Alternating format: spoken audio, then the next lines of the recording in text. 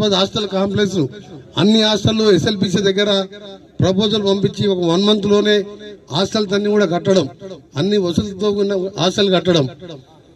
అందుకని మీరందరూ కూడా ఇంతమంది కోట్ల రూపాయల ఆస్తి కూలగొట్టినప్పుడు ఒక్క మాట నీ మాట్లాడిందా? కంపెన్సేషన్ ఇవ్వకుండా ఏమన్నా ధర్నాలు చేసినా చేయలే.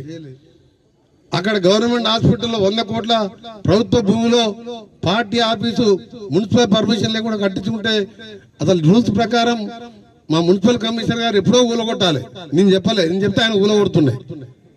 కమిషనర్ గారు ఉన్నారు ఎక్కడ? కమిషనర్ గారు ఆఫీస్ పర్మిషన్ ఉన్నదా?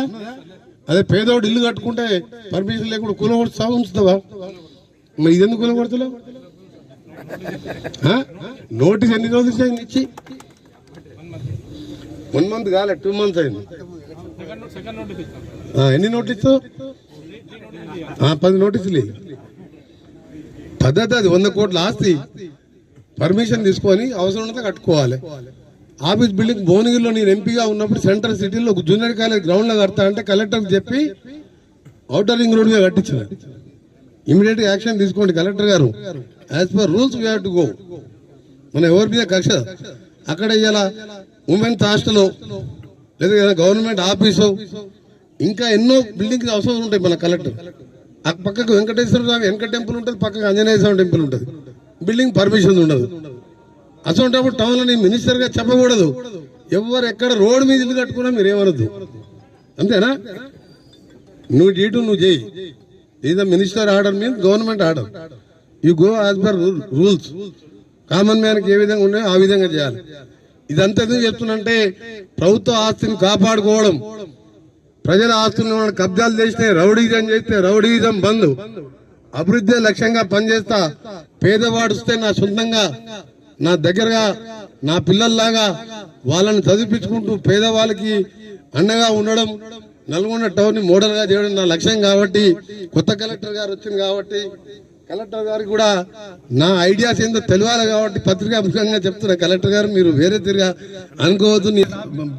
ల్యాండ్ అంతా 100 కోట్ల భూమిలో పర్మిషన్ లేకుండా బిల్డింగ్ కట్టుకోండి. వాళ్ళకి కావాలంటే అప్లికేషన్ తీసుకొని అవుట్స్కట్ లో గవర్నమెంట్ ల్యాండ్ చాలా ఉంది, వాళ్ళకి ఇవ్వండి. This the government as a minister and means I'm representing government of Telangana. దా విధంగా ల్యాండ్ కూడా ప్రొటెక్ట్ చేస్తాం. మీ అందరికి కూడా మళ్ళీ చెప్తున్నా, ఇక్కడ ఉన్న టీవీల ఆధారంగా మళ్ళా మీరు వచ్చి మీరు టీవీలో పెట్టి మాట్లాడుతున్నా అడగొద్దు. ఎక్కడ బైపాస్ రోడ్ వచ్చినా ప్రజల కోసం వచ్చిందే తప్ప నా కోసం కాదు, ఎవరి ఆస్తులు కాదు. నాకు 5 గజాల భూమి లేదు. నేను చెప్తున్నా 30 ఏళ్ళకి ఒకటే ఇంట్లోకి రాయకుంటాను. కొందరు టీవీలలో చూస్తున్నా, అప్పుడు వాట్సాప్ లో చూస్తున్నా, పట్టించుకుంటలేను. అభివృద్ధి లక్ష్యంగా పనిచేసుకుందాం, అందరం కలుద్దాం, పేదవారికి అండగా ఉందాం. నల్గొండ టౌన్ ని ఇలా మంచి కలెక్టర్ గారు పనిచేసే కలెక్టర్ 24 గంటలు కలెక్టర్ గారు అందుబాటులో ఉండే కలెక్టర్ వచ్చిండు.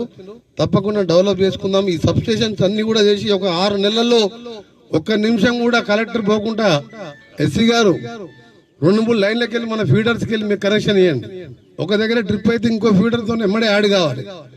ఎట్టి పరిస్థితుల్లో నల్గొండ టౌన్ లో ఒక కంటి రెప్ప కొట్టే వారు కూడా కరెంటు పోకుండా తీసుకోవాల్సిన బాధ్యత మీది.